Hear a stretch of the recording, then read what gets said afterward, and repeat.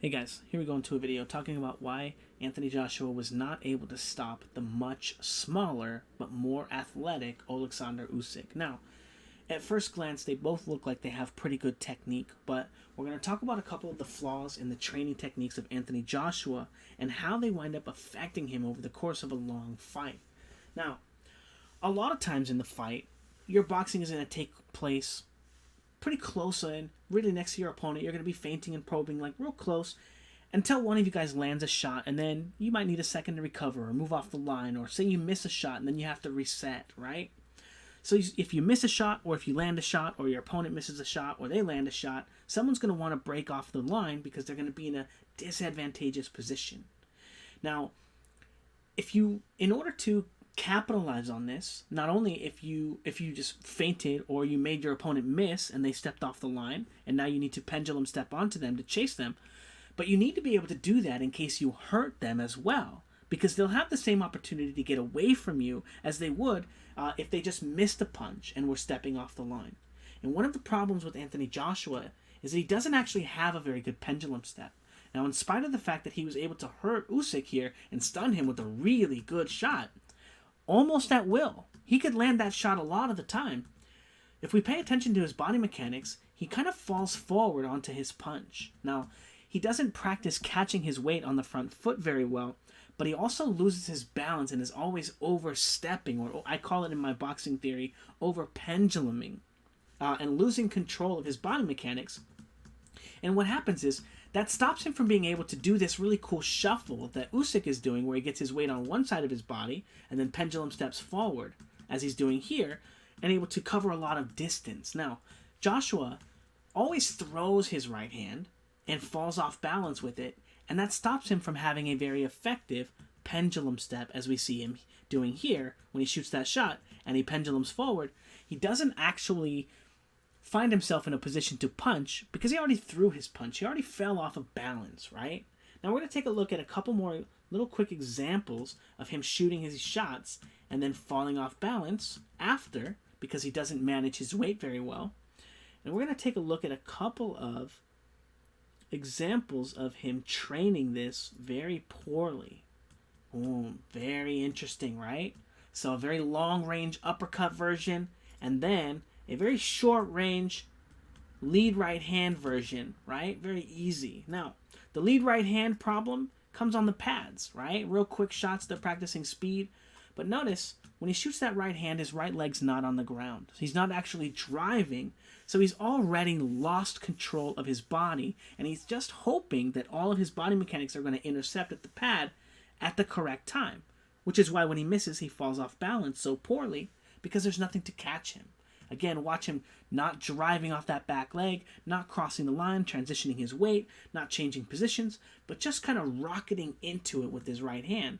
And he's going to do the kind of similar motion again right there, just pushing it forward, but not driving from the ground, right? Not getting his weight into that punch. Again, not really proper training there. Now, the other one, the big power punch, boom, and then look at his foot drag as he throws that punch. Again, throwing too much weight into it and having a very compromised position one, all right? Dragging forward, boom, boom, and falling off balance with each of these transitions, right? Each time he practices. Now, this is a very consistent training habit, right? That he's not dragging his weight or driving his weight from the floor into his punch, but allowing his body mechanics to throw his punch, forcing him to find a way to catch his weight while he wildly throws it, which makes you slower in the ring. It breaks up your transition, right? And that's the problem that Anthony Joshua has, is he doesn't have the ability to pendulum step, because once he gets his weight to the front foot, he's still catching his weight. So he doesn't know how to transition it into the pendulum step and take a better angle on his opponent. Okay, now, we're going to take a look at a couple of these little problems here. So again, in the fifth round, catching Usyk with a very, very similar shot here. But again, not able to pendulum step on him and really take advantage of it. Stepping forward again with that right hand, falling off balance, not being able to drive from the back foot, and not being able to follow up on it. Now, some more. Again, watch him probe with this right hand and watch his back leg come off the ground. And now, even though he threw a probe, and it wasn't even a powerful shot, he's still not in position to transition his weight back. He was not in position to make a pendulum step off of this probe, even though he's not committing his weight to it. He doesn't have the ability to bring his weight back with the left hook, again, because he doesn't have control of his weight, right? He's just rolling it onto the front foot, but it's not a secure position from him. Again, one of the reasons why he cannot pendulum step in follow-up, which is one of the reasons why when they stopped the fight, when he's knocking down Charles Martin, he didn't knock that guy out, he just dropped him, right? He didn't need to follow up. He got kind of the benefit of the doubt that it was just going to keep happening and yada, yada, yada, but we can clearly see that he doesn't have the ability to follow up any of his front foot positions with anything but those big, wild punches. Now, taking a look at a couple more clips, and this one is much, much more egregious, but stepping with his jab, brilliant from the back foot, a brilliant jab there, and then getting into position. Look at this pendulum step. Beautiful. Jabbing, pendulum steps from the front foot. Beautiful. Throws the right hand, and now once he throws the right hand, he falls completely off balance, and he does not have the ability to pendulum step forward again, in spite of the fact that that position is very similar to this one here, where he pendulums here to here. Notice the head position, heel, knee, head, from here is very similar to when he's here, and he's about to make the exact same pendulum step. But he does not have the ability to do that because of the way that he transitions his weight through his right hands and his punches. And the way that he trains those in those very, very, very over-exaggerated punch mitt style on the punch mitts. Now, the punch mitts, when you're with your coach, they're not for showing off. They're not for power and speed. It's not that fun Mayweather stuff. Yeah, you can do that stuff, and it's fun, and it looks fancy, and you'll gain stuff, right? It's a lot of effort. But the punch mitts are to learn technique. It's where your coach stands in front of you and tells you, this is what you're doing right, this is what you're doing wrong. But the coach actually has to know what the fuck they're talking about. Anyway, just a real quick plug, if you guys want to learn how to use the pads, but not only how to use the pads, but if you want to learn how to hit the pads as well, so that no matter what clown is holding them for you, you can hit them correctly. Check out my pad work drill in the description. There's a bunch of promo codes for them, and there are very, very interesting and unique drills attached to them to teach you how to better position yourself in the ring, how to better position your body mechanics, and how to train those things, okay? There are drills in there specifically that would fix all of these problems that Anthony Joshua has, chaining his positions together and finding where those positions go, figuring out where your weight's supposed to be when you throw them. All of these drills are very, very, very, very simple, beginner-friendly, but me and my guy Theo, we've been training for like 10 months now. We still do them every time that we train. So they're very, very, very effective. They're easy. They're fun drills. Anyway, just check them out, guys. Anthony Joshua would learn a lot. So anyway, no ability to follow up, right? In spite of the fact that he can perform the move there, but he can't perform the move after throwing a right hand. Again, he can never chase down a better athlete than he is. He could never chase down a fighter who has better technique than he does because of this problem here.